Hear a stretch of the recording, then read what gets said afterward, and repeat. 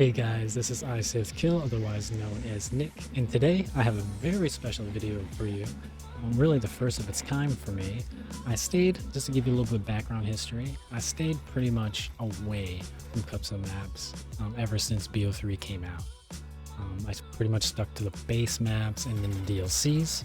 I played a bunch of BO3, helped a lot of people with Easter eggs, played a bunch of IW and the same thing, helped a lot of people with Easter eggs. I really enjoyed BO4, I enjoyed Cold War, but they just didn't have the same flair and excitement that BO3 and IW had, for me anyways. I know a lot of people didn't like IW, but IW had still today one of the best boss fight I've ever played, which is the Devil boss fight. I really feel as if Activision and Treyarch has really lost their way when it comes to making these maps and Easter eggs. And these custom maps really rival any map you could think of when it comes to them. I have played 20 of the most popular custom maps, some of which were recommended by friends. I first want to say all these maps are top notch, and I had a blast playing them all. Some of which I have played multiple times already and just can't get enough of them. This is going to be a rating system in 3 categories: boss fight, which is the first category; artistic visuals, which is the second category; creativeness, and originality, which is the third category. It will be a score from 1 through 10, 10 being the highest, of course. A perfect score is going to be 30. We'll be starting off from the bottom and working our way to the top. But like I said, all these maps are achievement of its own. This is just my opinion based on my experience I had playing these maps. I hope you enjoyed the video. Don't forget to hit that like and subscribe button. Let's begin.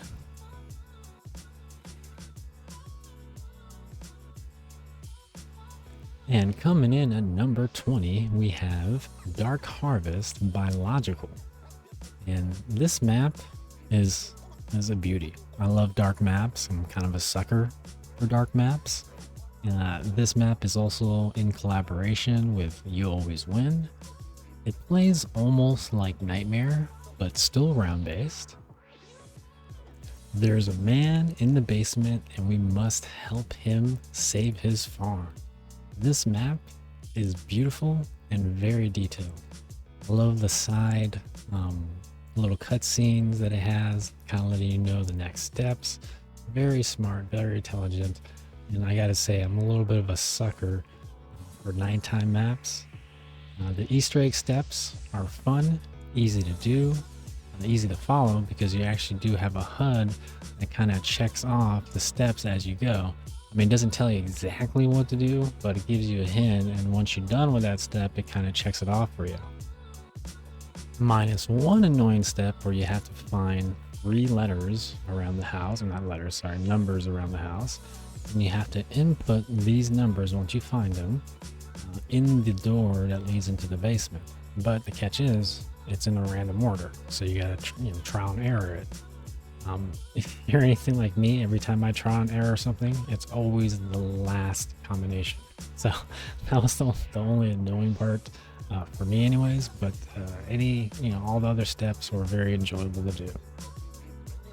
Once you do get the door open and you put in the right combination, you have to go down there and talk to the man, which is basically the first step of the Easter egg. And once you do, I'll update your objectives and you'll be on to the next step. Pack-a-Punch on this map is built by picking up parts, which the first part is actually right by Pack-a-Punch. There's a shield, a custom HUD, 15 perks, the KT4 wonder weapon from ZNS, the Thrashers from ZNS, and you fight the mother of Thrashers for the boss fight. I had a blast playing this map, and it just lost quite a bit of points due to being able to insta-kill the boss with the Ragnaroks, as you just saw on screen. But still, I had a blast playing it. Still a fantastic map. Def would recommend giving it a try. I would hope maybe later on in the future the boss gets updated where you couldn't, insta kill him with the Ragnaroks. I think it would have made the boss fight a lot more fun. Maybe add a mechanic. I noticed that the boss did have some type of attacks, but like I said, it didn't last too long. I think I only saw the attack once, but still a blast to play.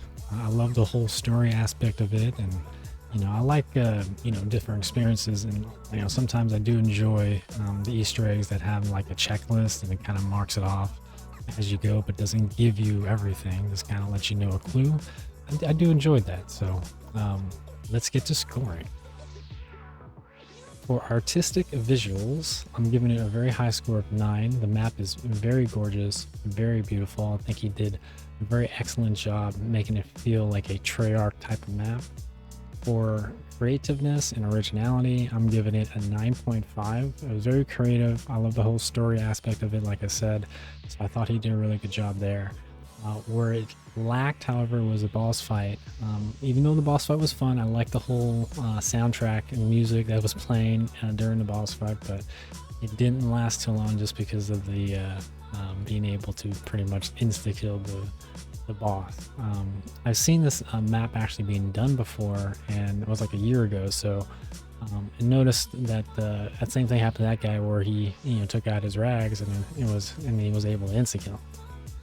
Didn't think that was still going to be possible, just because this is now a year later, but I guess it just never got updated. But otherwise, still a fantastic experience, and I would definitely recommend giving this one a playthrough, as it was very, very fun to do. So that's my opinion on the map. Let's get on to the next one. And again, GG's to the map creator, Logical. Coming in at number 19 is Wanted by Zeroy. This one is the first custom maps, or one of the first custom maps I believe to have come out with a boss fight and an Easter egg, and it's pretty amazing, to be honest.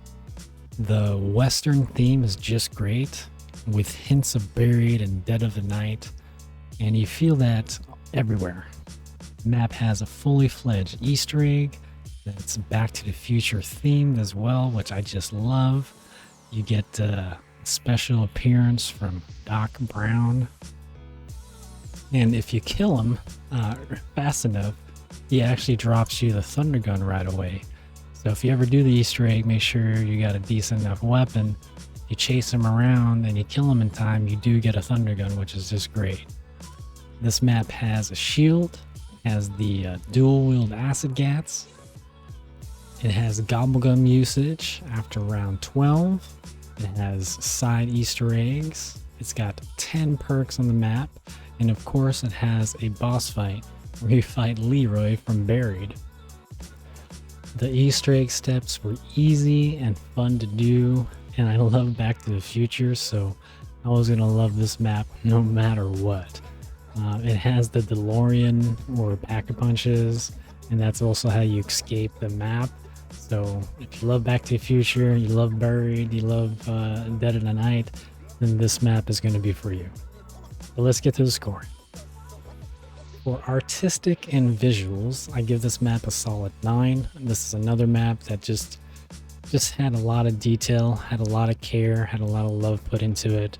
So it gets a solid 9. For creativeness and originality, I give it an 8.5. Pretty close to 9. I did love the fact that Doc Brown was in this map and that he gave you a Thunder Gun if you killed him fast enough. I love the fact that the DeLorean is in this map, and I love the fact that in order to exit the map, you fly the DeLorean and you go back to the future, which is great.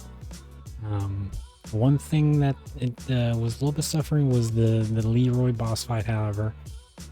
He's just a bullet sponge, and you just basically run around the map and keep laying into him. As long as you don't kill the zombies behind you, you normally don't have to deal with too much of spawns. But nonetheless, it still was a fun boss fight. I still enjoyed doing it. The whole map and the whole experience as a whole, as far as the Easter egg is concerned, was fun to do. And quite honestly, the replayability factor on this one is very high, just because the whole Back to the Future theme and how beautiful the map is. So overall score, giving this a 24.7. Let's get on to the next one. Oh, and a side note, I definitely wanted to also say GG's to the map creator, Zeroy. Fantastic creation. Love playing it, man. GG's, brother. And coming in at number 18, we have Frigid by Stevie Wonder 87. This snowy beauty of a map fits so nicely with our four boys there. We must figure out what happened here. The detail and beauty of this map is just refreshing. I just adore the snowy environment. This one is again a map creator who loves what they do, and it shows. This map has Gobblegum usage, and you can get it starting on round 1, which I just enjoy.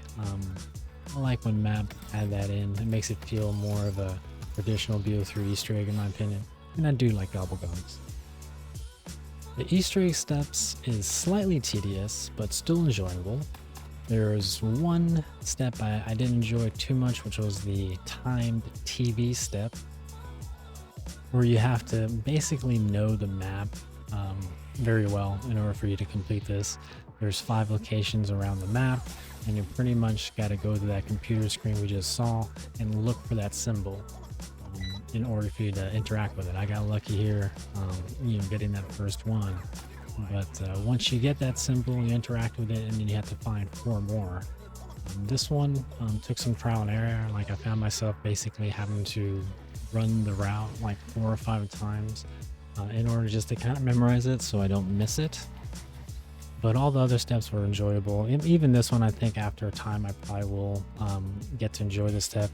But it was just a little bit annoying, being the first time on the map and being asked to basically memorize the map in order for me to complete this Easter egg step. But I'm pretty sure 2 or 3 times it should be fine. I did enjoy the little mini lockdowns you have to do before the boss fight. Thought that was a cool little addition and a little bit a different take on just regular lockdown. You have to kind of protect this thing, which was kind of nice. The Moon Ball returns for a guest appearance. The boss fight is challenging due to the close quarters nature of the fight. It does have a mechanic. One of the first mechanics is kind of like doing the moon Easter egg, is you got to fill up the APDs with zombie souls, all 4 corners. Once you fill that up, you will be introduced to the boss. Another mechanic that the boss has is a shield, and you must take down the shield by interacting with these little panels that's around the boss fight. But when you first get it open, you can do damage right away, and it actually kind of lets you do quite a bit of damage. Like you get a pretty good window of time to do damage. But after this phase, you get a very, very short time to do damage, because that shield comes back instantly. Once the shield does come, you have to interact as you just saw right there with the panel, breaks the shield. But as you can see, the shield comes back pretty much instantly. And I didn't figure out until later on, well actually the tutorial said it does, but I just didn't think about it when I was doing this boss fight. A little hectic, right? Is if you use a thunder gun and you shoot it, I think like 3 or 4 times, it actually breaks the shield for longer instead of just the 2 seconds you saw there. So figured out later, but if you ever run it, definitely get the ice thunder gun, because it does help with the shield and keeping it down for longer. But overall, I had a blast playing this map, and hey, let's face it, it's always fun fighting aliens. I just wish the shield was a little bit more, a little bit predictable. Like I don't know, like I feel like 2 seconds for the shield to be down is not quite enough time to even think, nonetheless aim my gun at the alien. But I did like you could take down the shield eventually with a thunder gun. Like I said, I didn't figure that out a little bit, until later, but at least you were able to do that, which is nice. Now let's go ahead and get to the ratings. For artistic and visuals, I'm giving this map a solid 9. For creativeness and originality, I'm giving this a 8.4. For boss fight, I'm giving it an 8 for a solid score of 25.4. Awesome map. I had a blast doing it. Very creative. And another thing I didn't share is that you can actually upgrade the ray gun in this. All 4 variants from Alpha Omega. Don't need it for the boss fight, but you can do that if you so inclined. But that's my opinion on the map. Very, very great map here. GG's to Stevie Wonder. And by the way, Stevie Wonder 87 actually has a map coming out called the Isle of Cthulhu, which I am very excited to play. It looks like a crazy creation. And after playing this one, it makes me even more excited to play. But anyways, guys, let's get to the next map. And here's another dark, snowy beauty. This one is called Dark Plan by Chanton Fragile, mapping by Blue Shark, and coding by Simbo. This lands the atmosphere very, very well, as you can tell by just starting there. Just a beautiful setting once you launch in. Absolutely gorgeous. The level of detail that the map creators put in this is extreme. You pretty much you're in a log cabin type of resort where slashers holding hostages you must save. And the map has a very interesting way of you saving them, or at least a step to saving them, which is where you have to turn yourself into a zombie and break the little generator here so you can start the first boss fight and get one step closer to saving the humans. Very fun and interesting way of doing it. Very hard to control the zombie, however. Took me many goes, but still fun step. Just wish it was a little bit easier to control the zombie.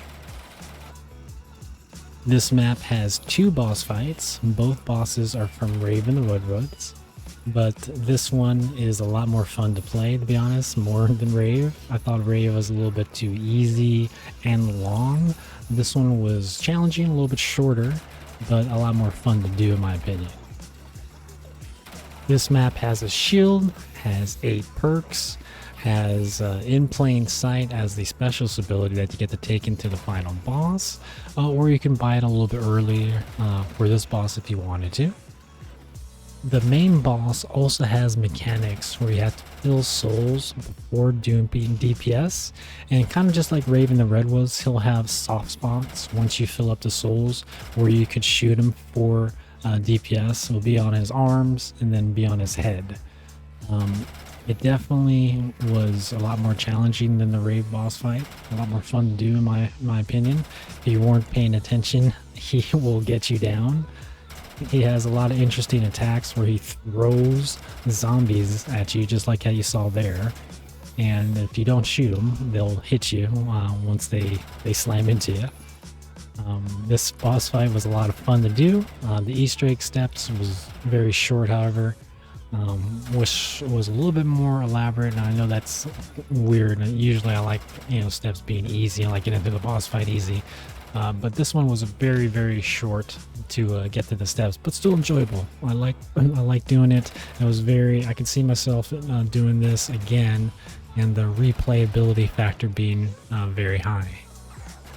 This definitely was a great experience for me, so GG's map creator, had a blast playing this. Let's get to the scoring. For artistic and visuals, I'm giving it a 9.5. Very up there. Love the level of detail. I love the theme of the map. It was very beautiful. Had a very fun time just sightseeing basically. The creativeness and originality, I'm giving it an 8. And boss fight, I'm giving it an 8 for a total score of 25.5. And again, this was just a joy to play. Very refreshing take on the Rave and the Redwoods bosses. And if you haven't played it, I definitely would suggest it. Let's get to our next map. next map, which comes in at number 16, is called Thanatos, Illogical in Simbo. This map starts fast and could end fast if you're not too careful. This is another night setting map with a very, very special guest. And that special guest is a flying bird, or god, I guess it's Thanatos, that tries to kill you. Nice thing is though, once you do kill him, and he's quite the bullet sponge even on round 2 or 3, he does drop you a free perk, which is kind of gracious of him. But he will down you pretty quickly if you're not too careful. The one thing about him is that he likes pushing you into areas that you can get stuck in, so the zombies can finish you. And when he does hit you, it's like for one hit, but that's not where the damage comes from. It comes from him trying to get you stuck just like that. But like I said, once you do kill him, he drops you a free perk, and just don't forget to pick it up like I almost did there. And as you can see, this is another night setting map, which is just, in my opinion, pretty good. The level of detail in the trees and forest is spot on, and I love the whole rainy atmosphere, which is just great. The map layout is simple, and you can learn this map pretty fast. The Easter egg steps are simple and easy to follow, which is nice because it's kind of a challenge map. There's no video guides on this, so you had to kind of rely on the text guide that's in the Steam Workshop, but still easy to follow, easy enough to do. There's 29 perks. There's a nail gun wonder weapon. There's a shield build, and a very cool boss fight that flies and tries to basically, cut you off, just like I explained before with the blue one. This one is just red and has a lot more health. Boss fight has cutscenes, as you just saw. The boss fight also has 3 phases and spawns Groot-like tree bosses after every phase, which you don't see. I think they have kind of like the movement of the Thrashers, but they look totally different. After every phase, you get a max ammo. This boss fight I had a blast with. I thought this was probably one of the better boss fights I've ever played in Customs, to be honest. So if you haven't played this, definitely play it. I was actually shocked to find out that this came out in 2019. So it is 5 years old, but I can't tell. It feels like it just came out yesterday. So if you haven't tried this, please do. You'll love the boss fight. I hope, just like I did. Let's get to the scoring. For artistic visuals, we're giving it a 8.5. Still a beautiful map. Could have seen a little bit more, detail in a lot of sections of the map, but still a beautiful map. Creativeness and originality, I'm giving it an 8.2. It definitely has a lot of creativeness, and the only thing is the Easter egg steps a little simple. Would have liked to see some of those Easter egg steps tie in a little bit more to maybe something to do with Thanatos the god, like some type of Greek text or something like that would have been interesting. But as far as the boss fight, I'm giving it a high score of 9. I really enjoyed this boss fight. I kind of like the fact that the steps were easy enough to get to, because that means I can get this boss fight pretty quick anytime I want to play it. Giving this a overall score of 25.7, coming in at number 16. Great map. GG's to the map creator. Had a blast playing this as well. And I think Simbo was also the one who did Dark Plan, and also maybe on 1 or 2 others on our list. So GG's, guys. Fantastic map. Let's get on to the next one. And coming in at number 15, we have Westland Planet. In this Buried inspired creation, this was suggested actually by a friend named Jupiter, who also suggested Sabuku and Frigid. This was a joy to play. And I really enjoyed this map a lot more than I thought I would, to be honest. This map has two versions of boss fights, Beta and Gamma. The Easter egg steps were easy enough to follow, with my only gripe being that you couldn't start the Easter egg steps, or at least, start the main Easter egg step until around 15. The Wonder Weapon is decent, with it only being decent due to the time of fire delay of a second, it seems, when you actually fire the shot. That, and also it seems that if you do fire it in the ground, it does hurt you. So if you don't have PhD, it could get you down. So I didn't even honestly bring it to the boss fight. Neither boss fights. I thought that probably could get me killed, but I think after a little bit of usage and practice with it, maybe I'll bring it into future boss fights. But to be honest, you need to ignore the zombies in the boss fight anyways. They just keep spawning. There was a lot of fun Easter eggs, especially like this one where you had to shoot orb, and then once you shoot that orb, a keeper will spawn, and then you had to shoot these 4 orbs around it and then shoot the keeper that drops you apart. I kind of really like this step a lot. The boss fights were creative and fun to play, and it has a lot of replayability due to it having 2 boss fights. The one you see on screen right now is the Theta boss fight, and in my opinion it was the more challenging of the 2 boss fights, just because Theta had a attack where he can grab you and bring you up in the air, and sometimes if you're unlucky could drop you in a horde of zombies or mace you towards a wall, or the horde of zombies that you had behind you could just attack you. But monkeys was definitely a saving grace in this boss fight, and basically how it worked is you just basically shoot the shield until you have enough damage to the shield goes away, and then you can actually deal damage to the boss. This one actually took some time. I think the boss fight maybe was total maybe 10 minutes, when Gamma I think maybe was half that, if not shorter. So I did actually enjoy Theta's boss fight a lot more. Nice thing is every time you do break the shield and you do some damage, you do get a max ammo for your efforts, and also carpet. How the Gamma boss fight worked, where you fight the mutation instead of the hive, is you have to wait for that console to be ready so you can interact with it. Actually, I think you have to interact with it twice, once to turn it on and then once to charge. But once you do hit the last one, you wait about 15 seconds, and then you can just lay ham on the boss. And the nice thing with the SG shotgun here, it does quite a bit of damage to Mr. Hive here, which, as you can see, was a lot more damage than the Hive. Like, it took forever to bring down the Hive to half. So this one, in my opinion, all the guides available for this map says that Gamma boss fight was a lot harder. This one was, in my opinion, a lot easier, just as long as you stay away from the lasers. The one thing that was a challenge was getting to the max ammo in Carpenter, because it was right in the middle of the laser. But if you slide underneath it, or you just wait till one of the sides go down, you only need to, slide underneath once. So it's not too bad.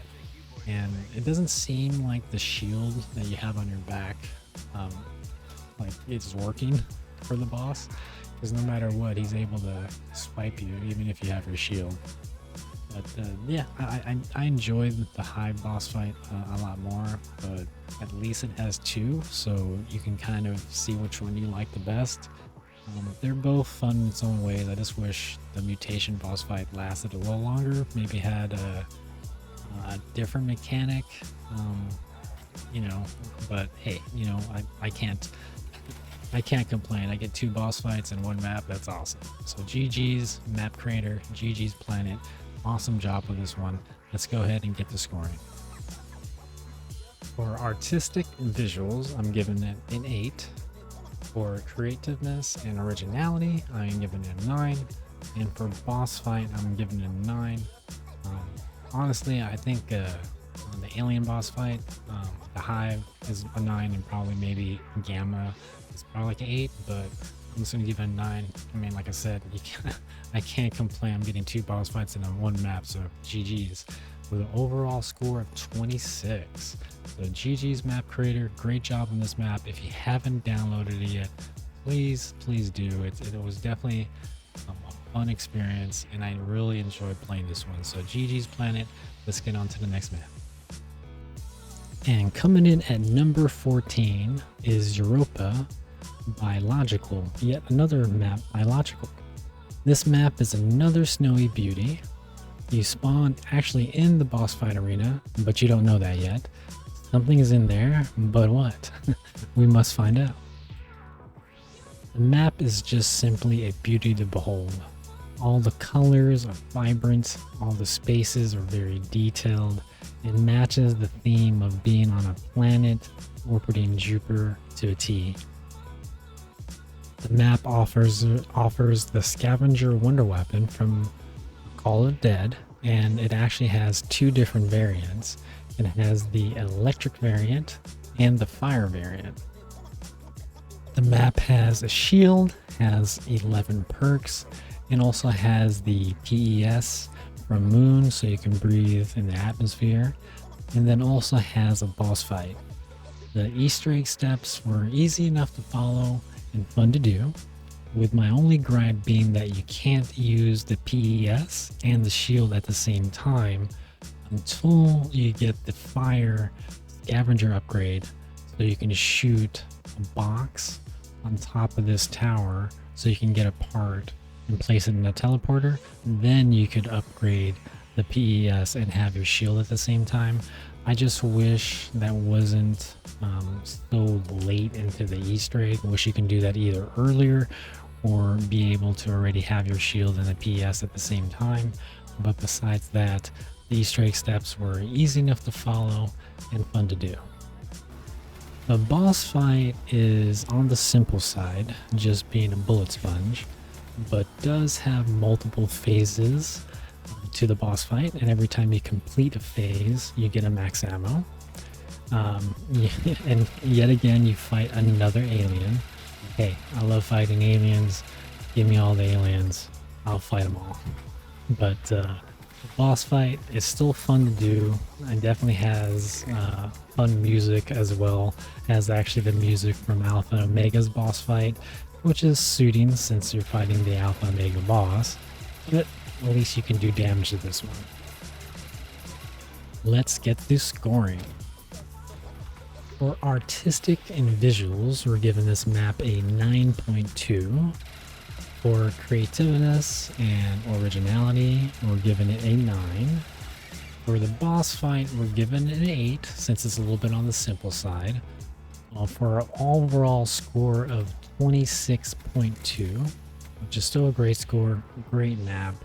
GG's to the map creator. I had a blast doing this one as well. This one was just a lot of fun. I like alien boss fights ever since Spaceland. So give me an alien boss fight, I'll have some fun. Let's go ahead and get on to the next map, and GG's again to the map creators. And coming in at number 13 is Stranger Hives by Akensi. This map amazingly was done in just a month and a half for NOAA J456 horror map contest last year. I am just amazed how this map was done in such a short time. This map is inspired by Resident Evil 1, the movie, with Mila Jovovich, and also heavily inspired by Stranger Things TV show, with things pulled from the movie, just like the laser room, with all those soldiers being killed by the lasers. It has, things from Stranger Things as well, where you have the rainbow room from Stranger Things. This map features a story-like gameplay loop and offers a pretty awesome boss fight. The zombie models look just like the Demogorgons from Stranger Things, mixed in with some naughty zombie nurses and anything but just regular zombies. This map has a shield, has 13 perks, buildable monkeys, buildable Ragnaroks, and many cutscenes. This was an awesome experience. I suggest everyone to go on and try it. If you love the show Stranger Things and you love Resident Evil, you're going to notice a bunch of scenes that you get to live out in a zombie fantasy. The boss fight has 3 phases, and each are pretty challenging. The boss has a couple attacks where you have lasers and you have fireball. Well, it's not fireball, it's fire tornadoes that basically make the map way smaller. And I thought it was definitely a challenging experience, especially going to it the first time and actually having like the last phase of the boss fight having, you know, both the laser attacks and the fire attacks. Not to mention all the, you know, side bosses that spawn, like the, you know, very tanky kind of gorilla-like type of foes that spawn after every phase. Even in the last phase, when those guys spawn, they keep spawning multiple times with the fire on, with the lasers on, and it gets really, really hectic because those guys are just following you behind you alongside with having all those attacks and, you know, trying to kill the 4 bosses on the corners, those corners right there I just shot at, in order to shut off either the lasers or to shut off the fire. This fight gets pretty hectic. The nice thing about the fight though is that you do have a way to buy max ammos, which is just like a perk machine that you can just interact with for $5,000. And so if you do ever run out of ammo, you can just grab ammo from there. The mini bosses, the ones that spawn after every phase, this guy right here, they are very tanky. When I saw Noah defeat this boss, like he literally shot like 3 or 4 bullets at him and he fell down. So I was kind of fully expecting that type of experience when I went into the boss fight, but it wasn't that. So pretty much how it works is you have to shoot him enough to spawn in one of those big guys, and then the 4 corners either spawn in lasers or fire tornadoes in the middle of the map, which the fire tornadoes, if you step into it, you know, basically turns you insta red. So if you're not too careful, you can get tripped up pretty quick. I mean, even panzers spawn. You got those, you know, gorilla-like mini bosses that spawn. And pretty much what I did is I just try to take out the panzers quickly, because at least they kind of died out fairly quickly. The brutes actually had a lot more health than the panzers for some reason, but this boss fight, like I said, does get pretty hectic. And when the attacks start coming from the actual boss himself, when he starts throwing the fire tornadoes and he starts throwing the lasers at the same time, and all these bosses are spawned at the same time, pushing you out of the way, slamming you, it gets pretty hectic. So I was kind of forced here to kind of use monkeys and stuff like that, sliding underneath the lasers in order so I can do damage on the 4 bosses. And this is the 3rd phase here where everything is happening. All the attacks are happening. So here you have to shoot the 4 corners, and when you do enough damage, either the lasers, both the lasers and the fire in that section that the boss is by will turn off. So as you can see, I'm pretty much running, trying to do a little bit of damage at a time as I go through, in order to turn these fire and laser attacks off. So if you're not too careful, you can definitely get tripped up. And as you can see, they take quite a bit of health. It's definitely a challenge map and worth the time to play and learn the map. So now it's time to the section of this discussion where we talk about the scoring. Obviously, since the map creator only had a month and a half to create this, The visuals on it suffered because of it. I mean, it's not, you know, like a beautiful map like Mori Rebirth or Leviathan, but as far as creativity and the boss fight is where its strongest suits are. If he had a little bit more time, I think that he obviously could have made the visuals a hell of a lot better, but he did an excellent job for the short amount of time that he had with the visuals, and he did an even better and surprisingly great job on the creativity and originality, and also the boss fight. So artistic and visuals comes in at 7.5, creativityness and originality comes in at 9.5, boss fight comes in at 9.4, coming in at an overall score of 26.4. Like I said, if you haven't played this one is an awesome play. I probably spent more time talking about it right now than any other map so far, just because of how surprising this map was, both in the length of time that he had in creating it and what he ended up creating after the end result. So if you haven't tried it, please go try it. It's an excellent map. Let's get going to the next map, and GG's again to the map creator. And coming in at the number 12 spot, we have Water Park Zombies by Danny. This late night version of the Water Park Zombies map that came out a little under a year ago. This map is a little bit my style since it's at night. I love nighttime maps, as you guys already know, minus a few exceptions like Mori's Rebirth. This map honestly fits those exceptions because I did play the daytime version for a little bit and it's actually visually stunning. Only difference between this map and the daytime version map is obviously one's at day, one's at night, and then also the nighttime version has access or capability for you to use your loadout Gobblegums just like in any other map in BO3. The only problem is it takes about 5 or 6 rounds to get your first Gobblegum because it's where power is located and it's behind probably about 6 very expensive doors. But still, it has Gobblegum. This map uses a multiplayer map in its template and created a zombie experience to remember. It's stunning and very creative what he did with this map. The Easter egg was fun to do, and it actually had a special appearance from somebody I love to see. The man, the myth, the legend, Mr. David Hasselhoff. Now, I'm a big Spaceland fan. I love Spaceland. It's one of my favorite maps, one of my favorite Easter eggs and boss fights. So seeing Mr. Hoff here and having him involved in this Easter egg is very cool to see.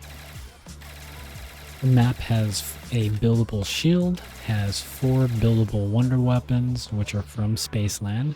The ray guns, or whatever you call them on Spaceland, is called the water guns on this map. This map has 2 mini bosses, as you can see on the screen. You have the mini boss from Spaceland, but this time he's a lot more tankier. You also have the mini boss from Radioactive, the little crab guy that goes underneath the ground. It could bring you to one shot basically. So you have to fight those 2 mini bosses. Sometimes you get the brute, which is the one from Radioactive, every 2 or 3 rounds. Sometimes I get him only twice a game. It kind of depends. The little mini boss from Radioactive, you get him every 2 or 3 rounds pretty dependably. The one thing that's lacking for me is its boss fight. It does have 3 phases, which I love phases in boss fight. I'm all about phases.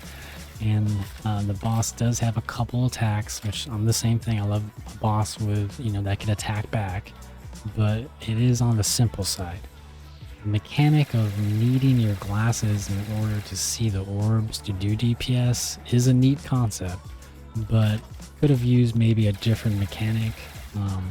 Maybe standing somewhere, unlocking. It's kind of something like Sabuku, or maybe some type of symbols. I don't know, something different other than taking on the glasses. But at least it did have a mechanic, so I did enjoy that. But overall, minus the simplicity of the boss fight, I had a fantastic time with this map, and I definitely would suggest it, either playing this map or playing the daytime version of the map. Both are going to play very, much the same, except for one's going to have the gobblegum usage, and one is going to be a day and one's going to be a night, right? So I definitely would suggest checking it out and giving it a download and giving it a try. Let's get to scoring the map. Artistic visuals, I'm giving this map a 9.5. For creativeness and originality, I'm giving it a 9.5 as well. Very high up there, both in artistic visuals and creativeness and originality. Like I said, the one thing it is lacking is boss fight for me. Just a little simple. It's still fun to do. It's incredible that he brought the crab from Radioactive boss fight and made a whole different spin on it. Like in Radioactive, you had to go inside his belly and light off a nuke. This one you can actually do damage on, so I did enjoy that. So GG's to the map creator. Like I said, if you haven't downloaded this, please give it a try. And again, GG's to Danny, the map creator. Let's get on to the next map. And coming in at number 11 is Kowloon, another map by Logical. I think this is probably like the 4th or 5th map that Logical has done, but he's very talented. What can I say? This map is pulled straight out of BO1 campaign mission of the same name, Kowloon, and also has like a Die Rise type of feel to the map. This map is another night map, which I simply adore. I played this map like 5 times already and had fun each and every time. I mean, let's face it, it's not every single day you get to kill Godzilla. Wait, but hey, thanks to Logical, that is possible now. The Easter egg steps are simple and pretty fun to do. You don't have a huge to-do list to get to the fun part. The map offers the Slickifier as a wonder weapon. It has 15 perk slots when you do get Perkaholic. It has a buildable shield, the Tramplestein from Die Rise, and a pretty awesome boss fight. I mean, you're fighting Godzilla. I have no idea how he put Godzilla in BO3, but the boss fight is pretty simple. It's pretty simple and challenging at the same time, due to having to move around in 3 different positions around the map, and if you don't jump in the right section, or if you misstep, you can easily fall off the map.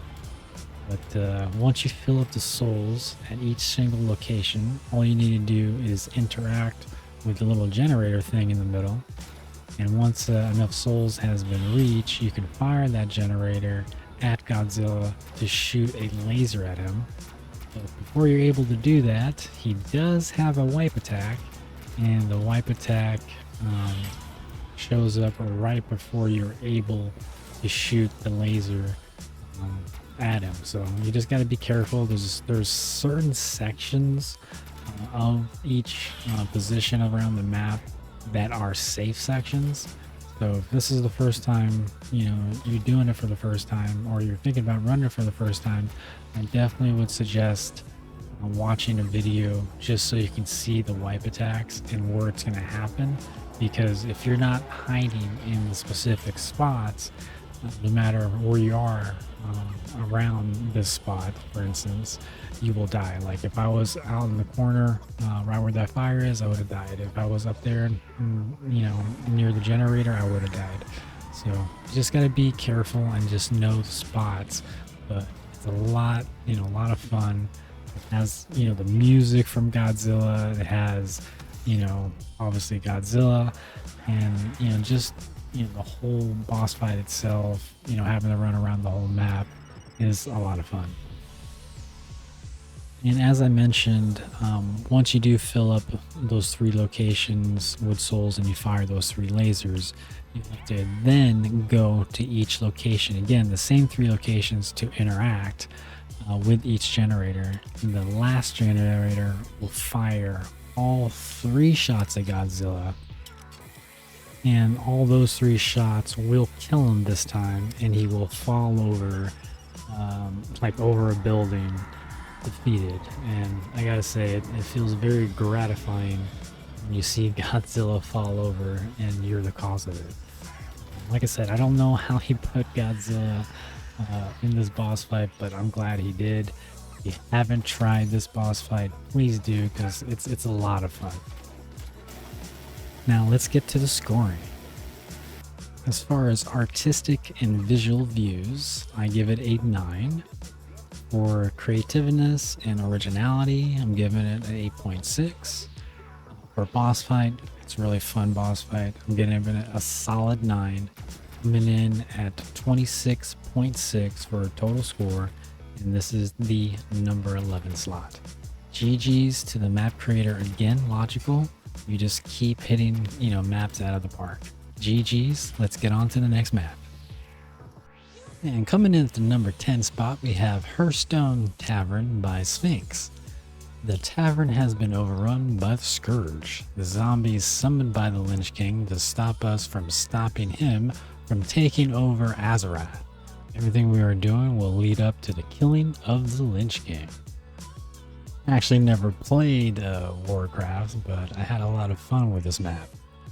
It has lightsabers, it has blasters, it has buildable shields, it has 12 perks on the map, it has a custom HUD, and a fun boss fight with a bunch of phases and attacks. The Easter egg steps were fun and interesting to do, minus a vow step due to needing 5 of them, and 1 of them needing to be dropped from a zombie after you found all 4 of them already. So it was a little bit of an annoying step, but besides that, all the Easter egg steps were fun and enjoyable to do. The map itself was visually pleasing. I love the whole tavern kind of atmosphere. Everything was very detailed, very Christmas themed. I just really enjoyed what he created here. The boss fight, however, is pretty much the shining light of the map. The boss fight has several phases and a couple of very devastating attacks. You have his primary attack, which he just basically blinds you, throwing these blinding portals everywhere, which is kind of a blessing in disguise, because once the zombies do get attracted to the portals, they're only attracted to the portals. You just gotta get far away from them in order for you to start doing DPS on the boss. As you can see, all the zombies are kind of like attracted to the lights, so I can kind of just do straight damage into the boss. And he is a bullet sponge, and the blasters, I found out, was probably the worst weapon I could have chose to try to shoot him with. Bullet weapons, I figured out, are the best for him, even though it's still taking down his health slowly. The zombies not being attracted to me most of the time help. After you complete enough damage, he will spawn a max ammo, which is kind of nice, but of course you gotta be able to see the max ammo. His first 3 DPS phases will be that shiny light attack. The last phase is the most challenging in my opinion. The zombies are only attracted to these icebergs, and these icebergs could kind of spawn at random. They could even spawn like right in front of your path and block where you're going, and all the zombies in back of you trap you. So definitely a very challenging part of the boss fight, and what made it really interesting for me and gained it a lot of points because of how challenging it was. The boss, however, is a bullet sponge, but at least there's several phases in the boss fight, giving you glimpses of progression. The map is very Christmassy, as you probably could tell throughout the whole portion of this video, and has a bunch of Star Wars references, as you can imagine. And even this boss fight, even though it's called Lynch King, it does remind me of like fighting a Sith Lord, or fighting Darth Vader because of the black cloak and the whole outfit. But it was very fun Very fun boss fight. If you haven't played this one, I definitely suggest it, especially if it's like around Christmas time and you haven't tried it yet. This is definitely one of the top ones to put on, especially if it's around that season. Now it's time to score. For artistic and visuals, I'm giving it a solid 9. For creativeness and originality, I'm giving it 9 also. And for boss fight, I'm giving it 9. Now, perfect score is 30, and this nearly got a perfect score. And I really had a lot of fun, like I said, doing this boss fight and the whole Easter egg itself, and I'll definitely be replaying it. So GG Sphinx, great map, buddy.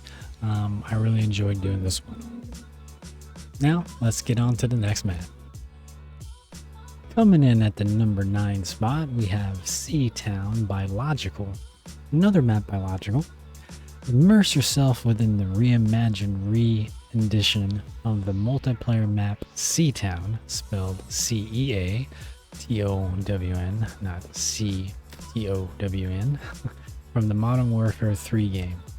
Cyber psychosis is ramped throughout the Night City, which leaves our 4 survivors to loot the city and find what they can to survive. This map is simply awesome and is spewing with creativity. You can loot for perks, weapons, cash, equipment from trash cans around the map, which you can interact with, which you get very good weapons from just interacting with these crates. Interacting with these trash cans or crates can get you money very quickly and can get you pack weapons, perks, and everything, fully set up for the boss fight, get you in the boss fight very quickly. This is another night map, which is a plus for me, of course, and the visuals are simply stunning. If you like cyberpunk, you'll love this map. This map was suggested to me by Miss Zombie, and this map has an awesome boss fight. It has 10 perk limit. It has a custom HUD and looting, of course. The boss fight takes inspiration from a Destiny 2 raid encounter called the Gauntlet in the raid Leviathan.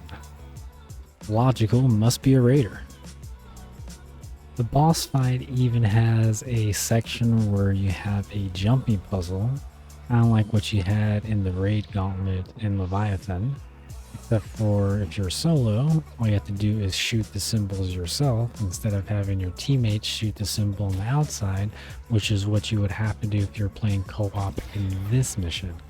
So I love how he brought that encounter into BO3 and made it into a boss fight. I actually failed this jumping puzzle quite a bit of times before I was finally able to successfully pass it. Some reason the third platform I just couldn't jump across, and finally figured out that I had to go all the way to the right and all the way to the edge to actually make the jump, which was very much impossible for me in the beginning. The boss fight has multiple stages, which you have to complete a ball mechanic and this jumping puzzle. And once you complete that, you can slam the ball in the middle, kind of like the raid Gauntlet in Leviathan. And once you slam the ball in the middle, you can do damage to the boss. And it's only when you do the objectives in order to slam the ball in the middle. Some of them is just killing a Margwa, some of them is the jumping puzzle. With each phase, you'll be able to do damage, and it's a very much a creative way to do this boss fight, and I had a lot of fun doing it. The nice thing about this Easter egg is the Easter egg steps was very simple, and since you're able to get your points and guns and perks and all that stuff from the trash cans, you can pretty much get to this boss fight fairly simple. Now let's get to the scoring. Artistic and visuals, I score the map at a solid 9. It's a very, very beautiful map. For creativeness and originality, I am also rating a 9, and for boss fight, I am rating slightly higher at a 9.2, giving it a 27.2 overall score. Again, like I said, this map is very much fun, and a perfect score is 30, but this nearly got a perfect score in every category. So GG's map creator, Logical, you did a fantastic job. If you haven't played this map yet, please give it a shot, because it's definitely one of the best ones out there. So GG Logical, let's get on to the next map. And coming in at the number 8 spot is Vae Victis by Roaches in Your Skin. Return to classic Aether storyline in Vae Victis. Follow Misty, Russman, Marlton, and Stuhlinger just after the shocking climax of Tag Der Token. This is an Outbreak style map and the Easter egg, but it's better. The visuals are way better than OG Outbreak, and the boss fight is super fun. It works the same as Outbreak. The only way you progress through the rounds is by completing objectives. Once you complete the objective, you can progress by heading to the bus so Ted can take you to the next round. And in between rounds, of course, there are steps and side Easter eggs you can do. You can get the scavenger. You can build that by doing a few steps. You can get the Sliquifier, same thing, you can do that by doing a few steps. You can get the jet gun, there's a shield, there's 9 perk limit, and much more. Each one of the wonder weapons do require a key, which you can get simply by spelling Richthofen after round 2, by getting a chalk over by the church. And then after you getting that chalk and writing on the chalkboard by the church, letters will spawn and you just gotta spell Eddie. Once you get that, you get 7 keys and you can get an upgraded wonder weapons, well, 3 different ones. You can get a gold tier weapon and a bunch of other like secret doors you can open for other side Easter eggs. The Easter egg steps are easy and interesting to do, as when you complete the steps you get a lot of dialogue story stuff, which is very interesting, and a lot of it is endearing. There is a bunch of cutscenes, and right before the boss fight you have like this middle kind of mechanic driven section where you have to play Simon Says. You have to mess with the electrical panels after the Tempest electrocutes them, and you have to mess with some valves to release some gas. But after you follow what the instructions basically tell you to do, you'll be done with this section and you'll be teleported back to the Outbreak side of the mission, so you can do the last part or the actual boss fight. But visually gratifying. I love the whole planet section here. Reminds me of a raid in Destiny called Root of Nightmares, and it's actually called the Planet Encounter. But I enjoyed this this part of the Easter egg. It was a very fun thing to do, to kind of put in the middle between the boss fights. The boss fight has 3 phases, all with unique and different ways to start DPS. You'll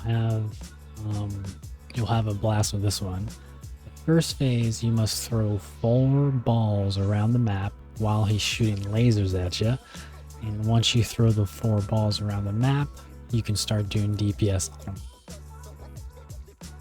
Once you throw the last ball, as you can see here, it doesn't take much to get him to the next phase.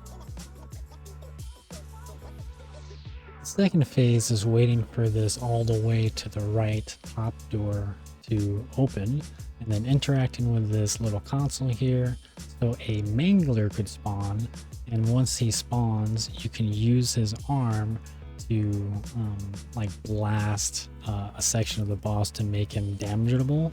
But once you do kill him, the arm will actually spawn right by him. You pick that arm up, and then all you have to do is interact with the waypoint here that actually shows we're going to interact, and then you can actually start doing damage for the second phase. And again, like I said, damage doesn't take too long. It's maybe 2 clips of your Mustangs and Sallies, and it'll be finished. Last part of this is you're waiting for the middle door to open, which is the middle top door, and you must kill these 2 Tempests that spawn on opposite sides. Well, it's either a Tempest and a Mangler. Once you kill the 2 that spawn, all you have to do is kind of camp in this section and wait for the boss to kind of basically kill himself. Once he starts shooting, you'll notice that he's shooting the middle here, and then you'll start seeing his health go down to 0, and GG's, you completed Agamemnon. The boss does have like a little final stand here where you have to interact with this button, choose your fate basically, and if you choose to kind of close the loop, you're basically kind of like sacrificing yourself, which it's kind of like a touchy moment. You get a bunch of dialogue here, so I definitely would pay attention to what they say, because it is kind of heartwarming. Now let's go ahead and get to the ratings, or scoring I should say. As far as artistic and visuals, I'm giving this a 9, a solid 9. For creativeness and originality, I'm giving it a 9.5. And for boss fight, I'm giving it a 9.2 for a total of 27.7. And this is coming at your number 8 spot. And GG's to Roaches in Your Skin. Great map, buddy. I greatly enjoyed playing this version, much better version of Outbreak. So great job, brother. Great job. Now on to the next map. And coming in at number 7, we have Mori Rebirth by Emox. This map is just simply a beauty, and it's so beautiful. This is probably one of the most detailed and pretty maps I've ever seen, and that's, coming from everything I played from Treyarch, everything I played from Infinity Ward, all the rest. The map creator had a lot of love for this creation, and it shows. The map is very heavily inspired by Shangri-La and Dead Ops Arcade, and you'll see why later. Also inspired by Farm, which it does have like a little version of Farm on the map, and you actually do fight the Cosmic Gorilla for the boss fight, which is the reason why it reminds me a little bit of Dead Ops Arcade. So if you like that, all mixed into one, you're gonna love this map. The Easter egg steps are very tedious, to say the least, but still very enjoyable once you get used to them. It truly feels like a Treyarch Easter egg when you play this map, but with style. The map used various older mechanics as Easter egg steps for this egg, such as standing on pressure plates and matching symbols around the map in a specific order once you find that symbol, or pack-a-punches. I had a blast learning this one. The map offers a buildable shield. It has the Baby Maker as the wonder weapon, which you can get 2 different variants on, the purple variant and then also the ice variant. You also have the puke gun that you can see right now, which is another wonder weapon that's specialty to this map, and you just get this one out of the box. It has 7 perks as the limit for this map. The boss fight is simple but fun, and honestly this is where it lost some points for me, just due to the boss being a bullet sponge. It does have a mechanic where the boss becomes invulnerable when he is like growing or glowing like this red pulsating color. So it does have a mechanic, but overall it was just a bullet sponge, but still a hell of a lot of fun. So if you haven't played this one and you've done Dead Ops Arcade and you've played against the Cosmic Gorilla before, at least in this one you get to play him in the 3D format. The boss fight had a ending mechanic where he goes into like a last stand, which was very fun. I actually played this map co-op with Miss Zombie, and she didn't know that the Cosmic Gorilla comes back, and I was just like, hey, why don't you go over and stand by him, you know, teabag him a little bit since we killed him or whatever. And she screamed, she said, so loud that she woke up her parents. So if you ever play this co-op and you have a friend that you're playing with, please do that to them as well. For artistic and visuals, I'm giving this a perfect 10. I mean, I can't give it a higher score. It's perfect. The level of detail, even when you look at the grass, it blows in the wind. I mean, like literally. If you look at it, it just has so much level of care and detail in every inch of this map. It's just beautiful. For creativeness and originality, I'm giving it a 9.5. Easter egg steps were very elaborate, very creative, and very fun once you get used to them. The boss fight, like I said, is where I lost a lot of its points, but still fun. Very fun boss fight and very challenging if you're not ready. He actually, I forgot to mention, has another attack where he puts a banana colada type slippery slime on the floor and brings you towards him. So if you're not careful, you can definitely get tripped up. So if you ever do this boss fight, you know, 2 things you need: a shotgun, and then, you know, just be careful. But GG's map creator, I had a lot of fun doing this map, both solo and co-op with my friend, and I just had a blast playing this map. I'm never going to delete this map. This is one of those maps. It's kind of like Leviathan for me. I'm always going to go back to it just because of the level of beauty that the map has. So GG's map creator, great job, Emox. Let's go ahead and get to the next map. And coming in at number 6, we have Seppuku by Simbo and Carnage.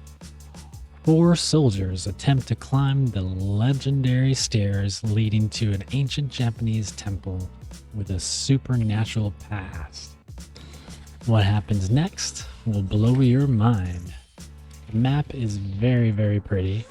Like I said, I don't usually like daytime maps, but you can make this a dark map by doing a side Easter egg, so I guess this kind of works as a daytime and a nighttime map. This is truly a challenge map and super fun. Basically, you have to go up 10 flights of stairs, and each level spawns more and more boss enemies, such as Margwas, Panzers, Furies, Tempests, Nova Crawlers, zombies coming from behind you, meatballs, dogs, and bears. I'm just kidding about the bears. It has this little middle section once you get to the 4th stairs where Jug is, where you have to complete a challenge. And once you complete the challenge, you get a crystal, which is going to give you access to the boss fight when you make it up all 10 flights of stairs. This is also a great place to get points and to build points, so you can get Pack-a-Punch, so you can make it up to the rest of the stairs. Just remember to turn on power once you reach Jug, so you don't have to repeat the first 4 stairs again. In this map, you can build a shield, you can upgrade the shield, and from upgrading the shield, you can get the firebolt tutorial. Right, Noah? I'm sure he loves that. The bow makes it a lot easier to make it up the last few stairs, because the last few stairs are so hectic with all the mini bosses and ads that spawn. It's pretty nuts. When you're about to head upstairs, there's cows, by the way, which is a nice little touch I thought the map creator had. And I am not kidding when I say there's a lot of things on the last stairs. Just take a look. I mean, there's Thrashers, there's Panzers, there's Furies, there's Margwas, there's Manglers, there's just, you know, Valkyries. There's just every mini boss and side boss you can think of is right here. And you gotta maneuver, you gotta go side to side, you gotta find the hole. And the fire bow makes that part a lot easier. The little side Easter eggs, if you when you make it up to the top and you grab that bucket and you go all the way to spawn and grab a seed, you could plant a clone of yourself. When you get to spawn, all you need to do is hop over to the left side, and then you'll notice this seed. Go ahead and pick that up once you have your bucket, and then you can go back to the area with Jug. Once you're here, just go ahead and go down, make your first left, and go ahead and plant your seed here, and you can go ahead and make your clone. Very handy, just in case you make a mistake in the boss fight. Once you're ready, go ahead and place your crystal down and get ready. Now, this boss fight has its own soundtrack. If you haven't heard it before and you just type on YouTube "fight the boss," you'll hear it clear as day. And I suggest doing so because this song is pretty badass. And every time I do a boss fight now, I think about this song. The boss fight is fun and challenging. I find myself, just because of the soundtrack alone, wanting to come back and play this over and over. It's so fun. If you haven't done this one, it's definitely worth checking it out and going through the whole experience, because you got to play the whole thing to kind of get it. But let's face it, I mean, the most challenging part of this map is getting up the stairs, right? The whole idea so you can do DPS is so you can step on the 4 plates every time it says activate. Gives you like 2 to 3 seconds to step on each plate, and then maybe like after stepping on the plate you got like 10 or 15 seconds so you can do damage. Every time I've done it so far, I usually had to step on the plates 3 separate times. I had to do DPS 3 separate times, and then after that he's usually done. On your last phase, you'll notice that the keeper is doing like 360s, and you'll get a little cutscene with the next boss that you have to face, which is the dragon from Gorod Rovi. Except for you don't have to do damage to the dragon. All you have to do is get him to breathe fire on ads, zombies, whatever, and then kill those zombies who's on fire in order for the souls to get into the fire pit. Just got to be careful while doing this because the fire does hurt you, and if you get a couple shots from anglers and spiders and all that stuff, I have been insta down on this part, so just kind of take your time with it. Make sure he's kind of spraying the fire on the ads, and just shoot him as best as you can. Once you've finished, you'll get another little cutscene and a little shaky of the screen, and you'll actually get to do the next portion, which is the last portion of this boss fight. After completing the dragon, you get a nice little in plain sight, and all you have to do is interact with this guy here, and you pretty much got to protect him while he's being sacrificed, which is kind of like, I guess, counterproductive since she's being sacrificed anyways, but we got to protect him. Once some time has passed by, and you notice that his health bar is gone, now you're on to the next phase. And you get to see a little show here, which is a little disgusting and a little bit disturbing. Then all you need to do is gain 100,000 points. Talk to my man Ted over here, pay him the 100,000 points, and drive out of here. Bus is a little hard to handle, but you get a little bit surprised when you get to the ending here. And you know I am a sucker for Back to the Future. So if you like Back to the Future, you'll love the ending, and it's well worth the whole experience. GG's. Now let's get to scoring.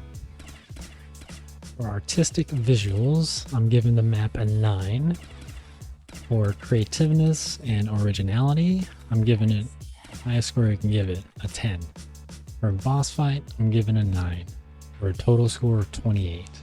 I really enjoyed this one. If you haven't played this one, I suggest definitely playing it. It's definitely an experience and a half, to say the least, and a lot of fun. Simbo and Carnage, GG's guys. You definitely created damn near a masterpiece here. Now, time for the next map. And coming in at number 5, we have Der Riese Declassified by TZ Ghosts.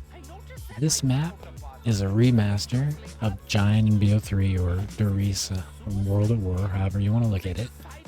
I much rather play this map as this is now my official Giant / Der Riese map.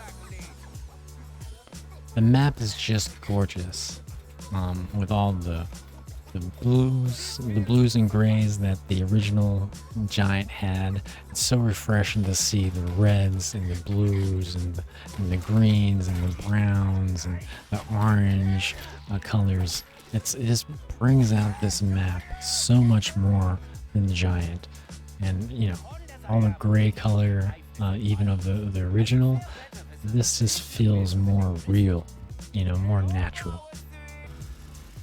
This map fills in the gaps of the story, with Richthofen, with what he did to Maxis and Samantha and her dogs. I mean, this is just a true achievement in creativity and ingenuity. This map is full of cutscenes and story beats and story dialogue, you know, throughout the whole Easter egg. The map creator knew he can make this map better. The Easter egg is fun and full, like I said, of story that honestly has been kind of missing in traditional Treyarch experiences. Like I said, you get full cutscenes throughout the whole Easter egg, right before the boss fight as well. In this map, you get the buildable Ragnaroks. You get the Wunderhof, of course, you have to get that from the box. And another thing that this map has is Wonderfizz. So whatever perk that, you know, you're aiming for, you can get that in the Wonderfizz. And to me, that's a huge life improvement. For the boss fight, you get to do these little lockdowns, and you have to follow around this crystal around the map. And every time it stops, you have to, you know, protect it. Or I mean, not really protect it, but basically, you know, stay in that area until it's done, or, you know, at least moving again. But each time it stops at the third location, you have to do this 3 times. You get, you know, story beats, like a full-on cutscene and story dialogue of what happened here in Der Riese. And to me, that's amazing. Once you get enough kills in the last location, you will unlock the cutscene, which, you know, honestly is a AAA experience. You know, with full-on dialogue and fully animated cutscene that you get to kind of interact with. Once you do the last lockdown, you do get rewarded with Perkaholic before the boss fight, which I absolutely love. I'm definitely a fan of Perkaholic before the boss fight.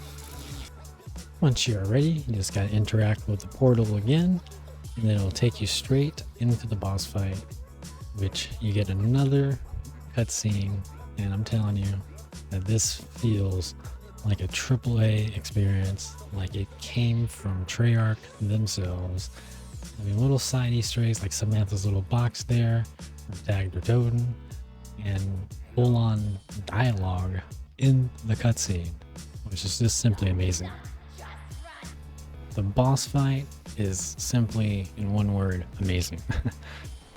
You actually have to fight Samantha. Samantha has 4 main attacks, a insta-kill attack where you're going to notice something glowing at your feet, and that the only way that you're not going to die is if you run. You have to keep moving. You stop anytime while that glowing thing is on you, it will insta-down you, which is quite an attack. She also could spawn in a large amount of dogs, which is like another attack she can do. She can do a meteor attack, which, you know, basically spawns, you know, all these, you know, fireballs in the air that eventually drop down. I mean, it's kind of easy to time, but if you don't know about it, it's obviously can get you down, especially if you don't see it right on top of you. But she has that one, and this is the attack I'm talking about. This is the one that has like the electric that's all around you. If you don't keep moving, this one will get you pretty bad. And then there's also an attack where she spawns in 2 circles around in the field, and if you don't get in the circle, you will instantly down if you're not in that blue circle. So quite a few attacks, you know, one being the asteroid. So just kind of like gotta dodge her and do enough DPS. Now, I've had some runs where I've done plenty of DPS and it still wasn't good enough. Now, let's go ahead and get to the rating, or scoring for that matter. For artistic visuals, I'm giving this map a 9. For creativeness and originality, I'm giving it a 9.7. And for the boss fight, I'm giving it a 9.5 for a total score of 28.2, which, you know, again, is pretty damn close to being perfect. This is one of those ones that I've already done like 4 or 5 times just because of how fun it is. And if you haven't played it, I definitely suggest downloading it because it's a hell of a lot of fun. Now, let's go ahead and get to the next map. And coming in at number 4, we have Rainy Death by Hitman Beer. This is another amazing map, which is both visually and mechanically stunning. And you kind of get the feeling that it's going to be mechanically stunning when you notice that you spawn in that room and the only way to get out of it is shooting a target, which happens to be the way you get out of the first adaptation of this map, which came out at World at War. The map has its own enemy types with its own mini bosses, a blue spider mini boss and a fire mangler type boss. And I have to admit that the fire type boss is very pretty. The blue enemy kind of looks like a pregnant spider. You have 3 wonder weapons you can choose from in the map. You can build 2 of them, and one of them you can buy with the map ride currency, which is also how you get your shield, is through this currency. The other 2 wonder weapons you can build, which is pulled straight out of Destiny 2. One is called the Rat King, and the other is the Tractor Cannon, both of which are definitely not needed for the Easter egg or the boss fight. You also get a Destiny 2 ghost, so when you're like doing the Easter egg steps, you have a little pop-up ghost that kind of interacts with you. So definitely the map creator had a lot of love for Destiny. The final boss is from Titanfall. The Easter egg steps were very fun to do and very much has that replayability factor to the steps. The boss fight is just simply awesome. There are many phases to the boss fight, which he has definitely many different attacks. He has these laser attacks that kind of follow you, kind of like zombies would. They kind of go very slow. He throws these mines around in the boss fight, and also deploys these spiders that are pretty much the only way you can get ammo. Not to mention, you know, throwing a couple missiles at you every now and then. Pretty much you have to dodge all these attacks initially, and you're waiting for the floor to become electrified. Once the floor is electrified, you want to make your way upstairs, and you can do damage, and you want to land on them. Now, I like the Kraken and Behemoth because it's just basically like the Mustangs and Sallies, but to each his own, whatever you want to use. Another attack that he has is this nuke attack, which gives you a countdown, and once it hits 10, a purple bubble will spawn. And once it spawns, you want to be careful of the laser, watch the clock, hop into the bubble with at least 3 to 4 seconds left, and stay in here, because if you're not in here, you're gonna die outside the bubble. Be careful of the spiders because they'll go in, but those spiders are a good thing because they're the only things that give you ammo. Once you get to your last DPS phase, same thing as the last. Just want to make your way up the stairs. Make sure you have full ammo for this because he does have a beefy last stand. But the good news is his shield is no longer up and you don't have to wait for the electrified floor to do damage. So go ahead and lay on him. I like the thermite grenades for this because they do constant damage, so you can kind of just throw it at them and run away, as I'm doing there. And then also I'm using the Kraken and Behemoth. I'm just kind of laying in on them. As you can see, that does quite a bit of damage alongside the thermite grenades. As you can see, the thermite grenades were still doing damage like 10 seconds later. But usually, the last phase doesn't last too long. But this fight was just amazing. Very creative. I don't know how you put a Titanfall boss in here, but it was just awesome to play. As you just saw, the map has its full-on cutscenes, and you can really tell the creator put a lot of love and care for this map. The first version of this map came out in World at War, so he has been working on this kind of layout, I guess, for a long time. But this has nothing in common with the World at War version. This is definitely a lot different. Now let's score this beauty of a map. In artistic visuals, I'm giving the map a 9.5. For creativeness and originality, I'm giving it a high score of 9.8.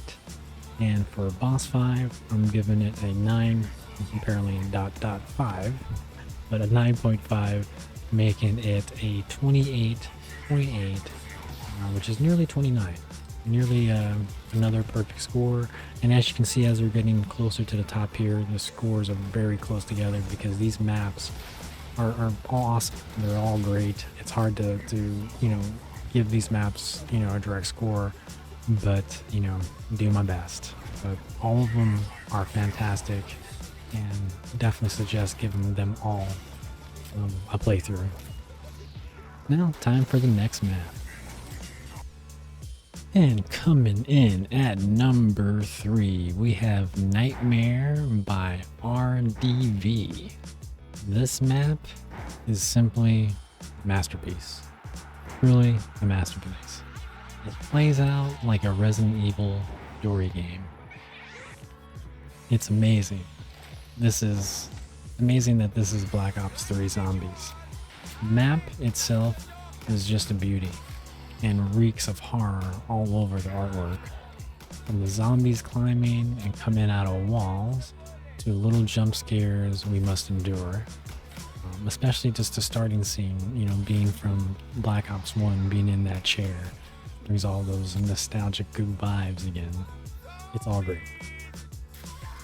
You can get the ray gun and ray K from Firebase Z, but it's definitely not needed for the egg nor the boss fight.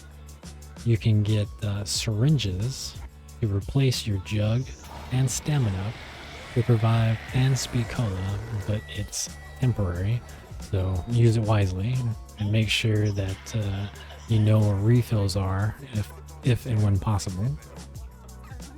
Look around for clues, read the notes, look around for more resources, and use your resources wisely. Wisely is the name of the game. Just don't forget to look for your Molotovs and look for your syringes. You also get Nightmare mode as your specialist, so if you do get in a pinch, you can definitely use it.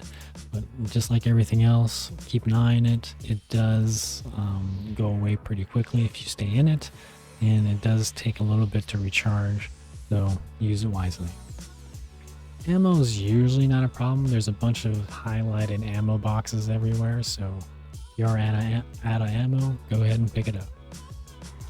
Once you do get far enough, you'll be introduced to the scientist, which this scientist scares the living crap out of me, especially the first time you play this.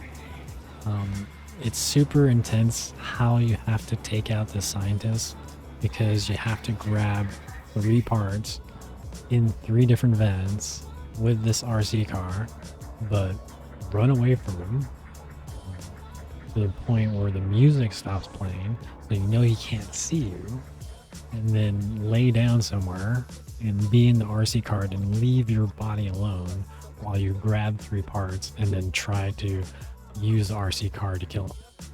On this run, I had a nice little glitch where my RC car was just going up in the air or going up in the ceiling. So I had to kind of, jump to get it and all that stuff. So at least in this run, it seemed to be on the ground.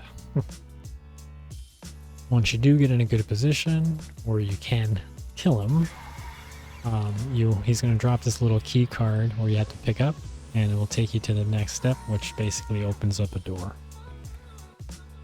Ted also makes a special appearance, but he probably wouldn't want to be here. Cool thing about this egg is once you deliver Ned's head to that little body right there sitting on the table, he goes into one pod and you go into the other pod and you become Ted, which is kind of cool. A nice little touch to this Easter egg and right before the boss fight. Becoming Ted is actually the only way to access the office in order to get or use a safe cracker so you can get the Chronorium so you can access the church. Which all you have to do is knife or shoot this painting. I think it's knife. It just didn't work the first time. Or shoot, there you go. Use the safe cracker and then grab the part. Great animations, by the way. Grab the chapel key and you get a cool little lockdown. Once you access the church, all you need to do is interact with the Chronorium in the middle here, which has like a nice little Molotov here.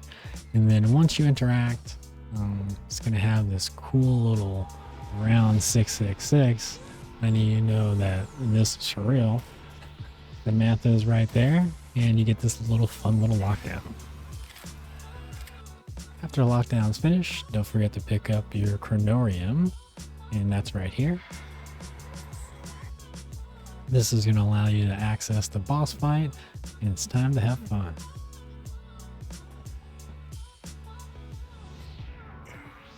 Once you make your way down the long hallway, all you have to do is interact with the door, and that starts this little cutscene, which I don't understand how they do this in Custom Zombies. So creative. And here is her nightmare, and it's our job to stop it. Now, this boss fight might seem pretty simple, but it gets intense. There's zombies that spawn in this closed quarters area.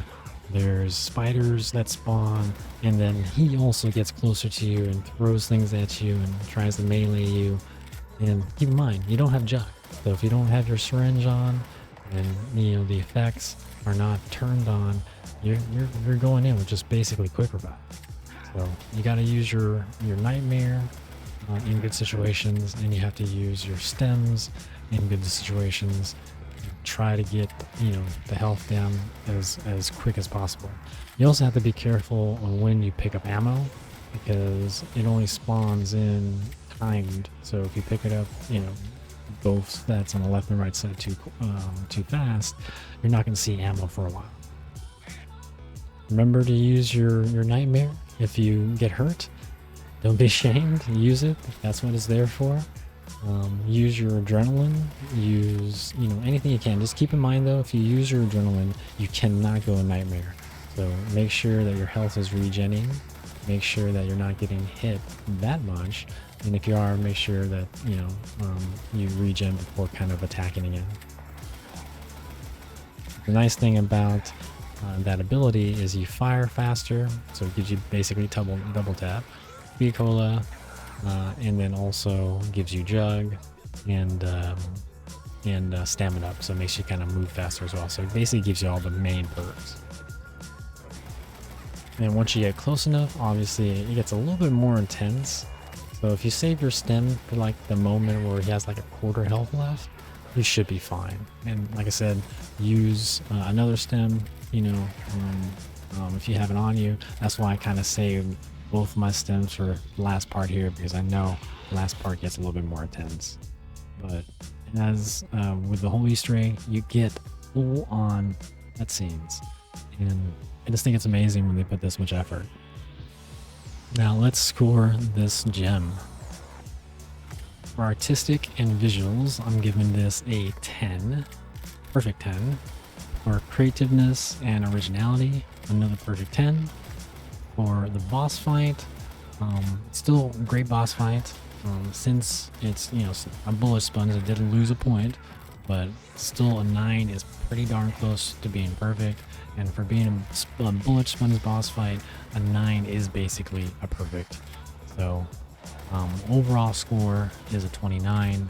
So GG's to the map creator, which his name is RDV. GG's, brother. I can't wait for Nightmare 2. I heard the good news that it's coming out, and definitely excited to play it. So if you guys haven't played this one, definitely give it a shot, give it a try, because it's definitely one of its kind. GG's map creator. Let's go ahead and get to the next map. And sitting at number 2, very close to number 1, we have Dead High by Green Donut.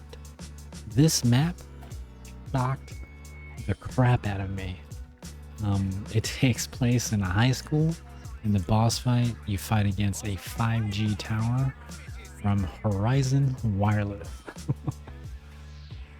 This Easter egg has a big to-do list, as you need to get all 4 upgrades for this wonder weapon for this map. Proto Buffer, which honestly is the best new wonder weapon I have ever used in a very long time, to be honest. Almost like the fully upgraded version is almost like an Apothecary Servant shot that can both heal you or teleport you if you need it. Not to mention kill everything in sight. The teleportation system in this map is pretty smart. Pretty much is kind of like this map's fast travel. Each teleporter, and there's 5 of them, have 5 different locations you can teleport all around the map. And you simply just need to interact with the console to teleport to that section. Not to mention, every time that you or your teammates teleport, it has a special teleport animation that you can see, which is just awesome.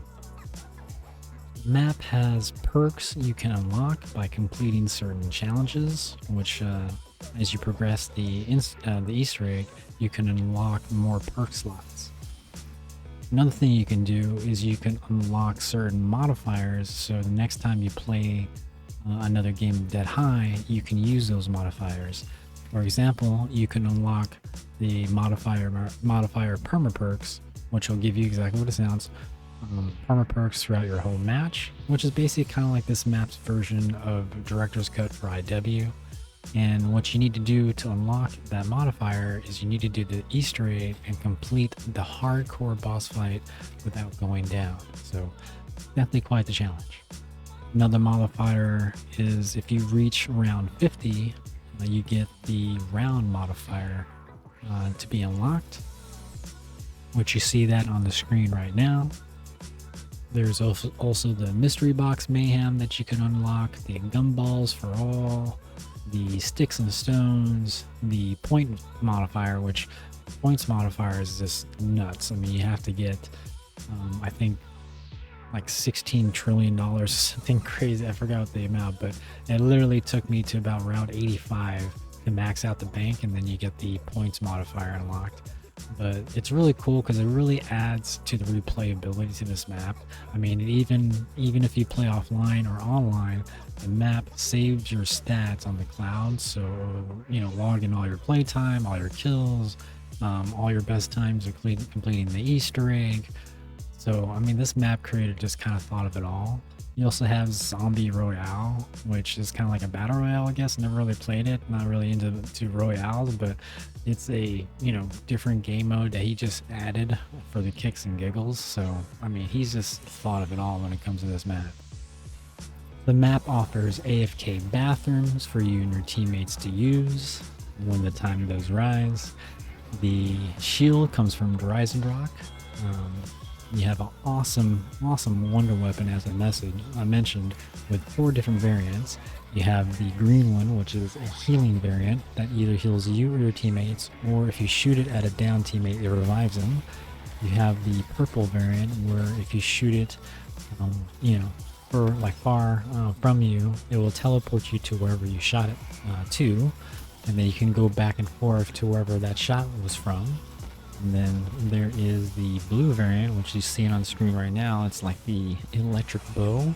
Very good because it does continuous damage. And then there is the red variant, which is kind of like a explosive bullet that has a huge radius that you can shoot to activate the bomb quicker, or just let it explode by itself. All the perk machines give descriptions of all the benefits. There are 12 perks available on the map, which perk slots being unlocked, which you can unlock perk slots as you progress the Easter egg, I should say, 4 rounds. It has a built-in banking system, so you can share money between you and your teammates, just in case you need it. You can give box weapons to your teammates just by interacting with the box, or you can interact with your teammates and switch weapons that you're actually holding. The Pack-a-Punch machine packs up to 5 upgrade tiers, which it gets expensive each time. The most expensive, I believe, being 100,000, which is tier 5, I believe. And it does have AATs on this map, but you have to do like a side Easter egg to unlock it, or get a Gobblegum like bullet boost to activate on your gun. There are Gobblegums on this map, but it is random. You don't get to choose your loadout and go in with your Gobblegums that you want to use. It's just on a random kind of system. I don't know how many Gobblegums is in the rotation, but it does seem like a lot. All the slow movement Gobblegums and like freezing Gobblegums. I even took in Idle Eyes. All those Gobblegums are disabled for the boss fight, so guarantees the boss fight being challenging. The boss fight on the screen right now is the normal version, which the hardcore version is just a lot more intense. Once you finish the normal version, all you have to do is you go back to the elevator and you interact with a little tower thing to grab your part, just like you did with the other wonder weapons. And what you need to do is you need to go into the courtyard, which is like right in the elevator, and you need to get souls with every single wonder weapon in order to get the upgraded final form of the Proto Buffer. Now, when you do unlock this Proto Buffer, if you shoot 2 little pinpoints after a lockdown, it unlocks this hardcore version of the boss fight. And just to show you here, there's the 3 orbs. The green one was my last one that I decided to do. Once this one is done, it would pick up cylinder, which is pretty much the same as you grabbing the remaining or the previous wonder weapons. Only difference is when you grab this cylinder, you're placing it inside the boss fight lockdown area instead of going to like one of the sections of the school. You're gonna grab that, and then you're gonna head straight into the elevator and head into this little middle section here where you're gonna place it. After collecting enough souls, you'll just have like a little nuke like how every other wonder weapon did, and you can go ahead and grab your updated version of the Proto Buffer. And the 2 things that you need to shoot was those 2 things right there above on the tower right there that you have to basically shoot with the upgraded Proto Buffer. Which is shooting the left one and the right one. And just like you did with your previous normal boss fight, you must do a quick lockdown and you'll gain access to the 5G tower again. As I mentioned, the hardcore boss fight is extremely challenging, especially on the first couple of attempts. There's just so much going on, so many ads spawning, so many of these little purple, pink little circles that's on the floor. lightning bolts that stun you and take you down basically to half health. But thank God this proto buffer is very strong. And just like the normal boss fight, what you want to do is just kill these generators. And once you destroy about 4 or 5 of them, the boss fight's over. But each phase, these attacks that you're seeing on the screen right now are, more frequent and more intense. So just kind of like the normal boss fight when you're in phase 3, it's that intensity, but it starts off on phase 1 on hardcore and intensifies from there. Just more and more enemies, more and more attacks, more and more mini bosses. I mean, the boss fight is a lot of fun. There's so much to this map, you have to give it a try. If you haven't downloaded this masterpiece, please do. So let's go ahead and score this beauty of a map. Artistic visuals, I give this map a solid 9.5.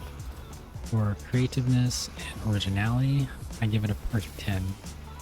For both boss fights, I consider this like a 10, for basically as a combined. If you combine both boss fights, I still consider it a 10. I mean, the normal one's a little bit easy, for like the first and second phases especially, but it starts feeling really nice around phase 3.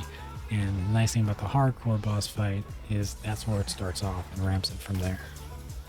So overall, giving this map a 29.5, which is nearly a perfect 30, which is a perfect score. So this map, was very close to being first place, and it took me kind of like a lot to, pick Leviathan, which is, by the way, our first map, over this one. Those two maps are very, very, very close together, and it was just a very, very, very tough choice. But since I killed it for you, let's go ahead and get to our number 1 map. And coming in at number 1, we have Leviathan by Jaybird 632. Probably not really a surprise, but Leviathan is my number 1 custom zombie map of all time, and that's why it's sitting at number 1. And my second overall best boss fight I've ever played, only second behind Mephistopheles, which is on IW. It was definitely a hard choice between this and Dead High, but if a gun was pointed to my head and somebody said you had to choose, I can't help it, but I would have to choose Leviathan, just because not only was this was the first custom map I played, but the boss fight just really left an impression on me. It was just simply amazing. The map is visually perfect in every way and detail. I mean, this looks like a AAA map.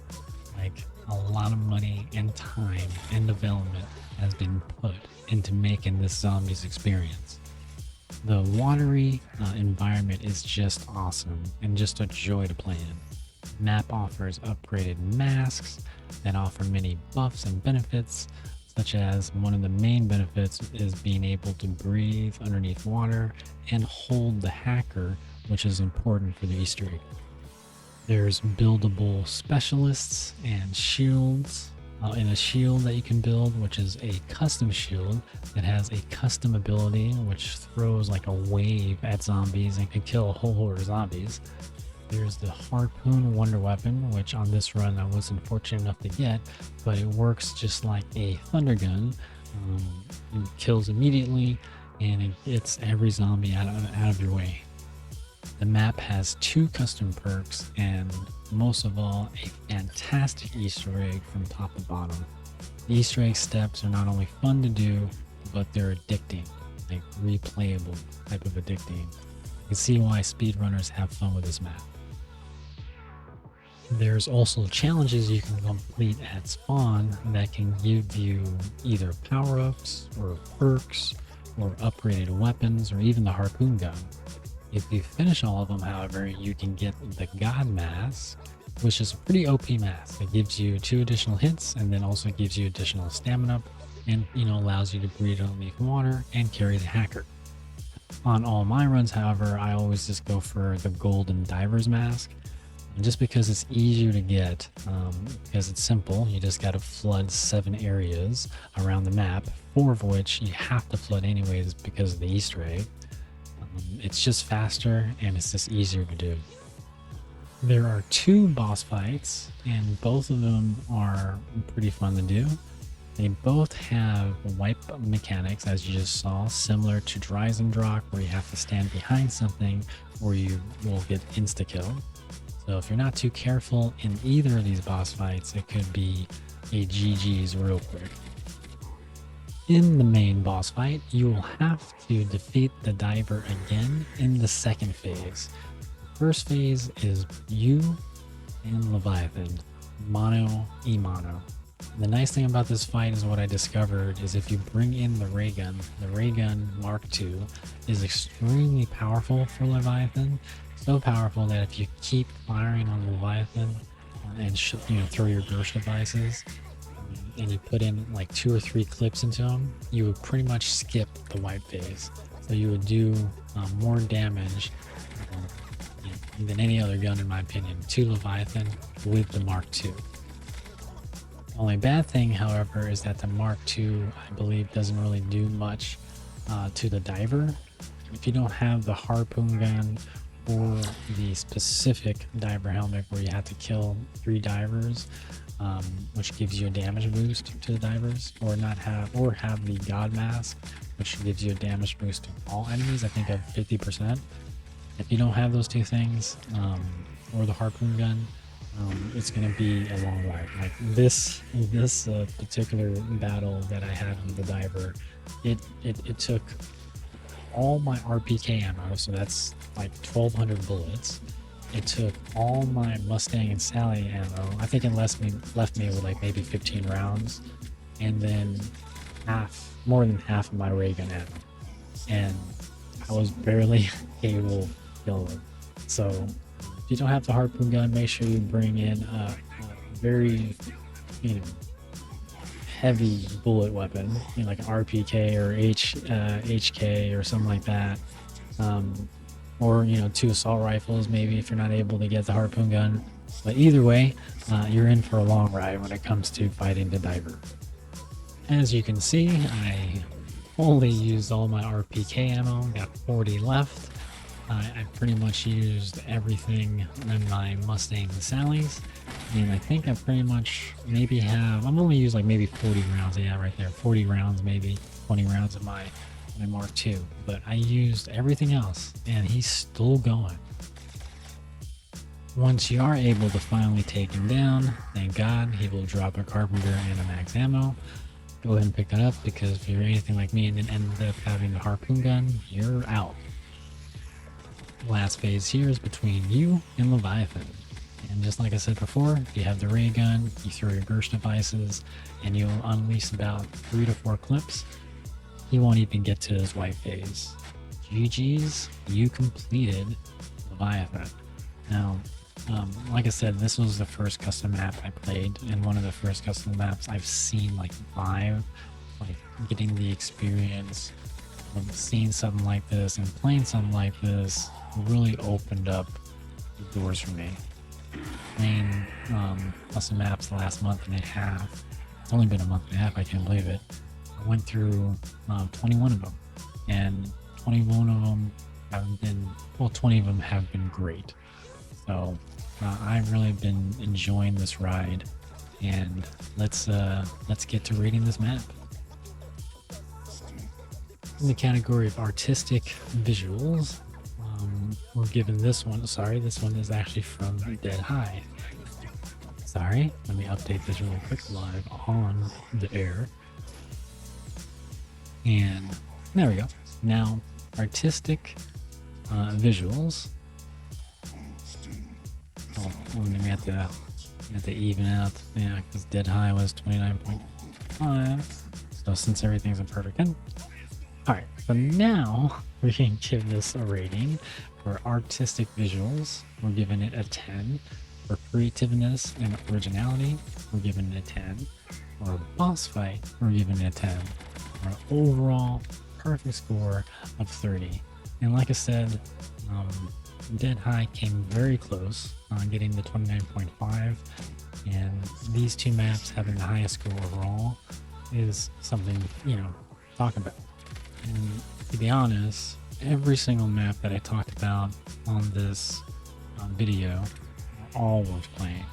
They all scored over 24, which basically means that it's an average of 8 all around, which 8 is good. Means it's a good map. So it's more than I can say from most of the Treyarch experiences that's been coming out lately.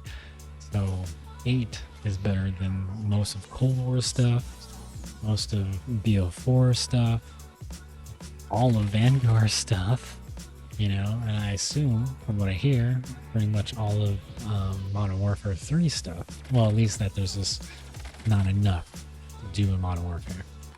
So if you love zombies and if you like playing custom maps, you have to check these 20 maps out. And yeah, that is my top 20. Now, on a side note, this video took a very long time in the making. I started playing custom maps with the idea of doing like a top 10 or a top 20, and I was going to stop at 10 and make the video at 10, but I was having so much fun playing all these custom maps. I was like, you know what? Let's just go for 20.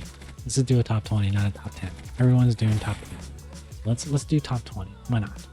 So if you've watched this video all the way to the end, I I salute you, not condemn you. No. I salute you. I don't know. I think I was trying to think of another word there, but I want to say thank you so much for taking the time to listen to my opinions, because at the end of the day, this is just my opinions based on my experience with playing these boss fights and these Easter eggs. And I hope that in some way, shape, or form, it helps you either guide you to your new favorite custom map, or maybe find a new love in getting introduced to custom maps, because these maps are so close, if not, surpasses most of Treyarch's experiences. And that's even, in the good days, like BO3. Like, I consider Leviathan, keep in mind, Horizon Rock is my favorite of all time map. But playing Leviathan is making me think Leviathan is my all-time favorite map in BO3. And maybe out of, all. Like, I think right now it's going, best boss fight still Mephistopheles, best maps for Leviathan, Dead High, and then Horizon Rock, which is very, very odd for me, but very refreshing in the same way. So if you did like this video, like I said, please leave a comment.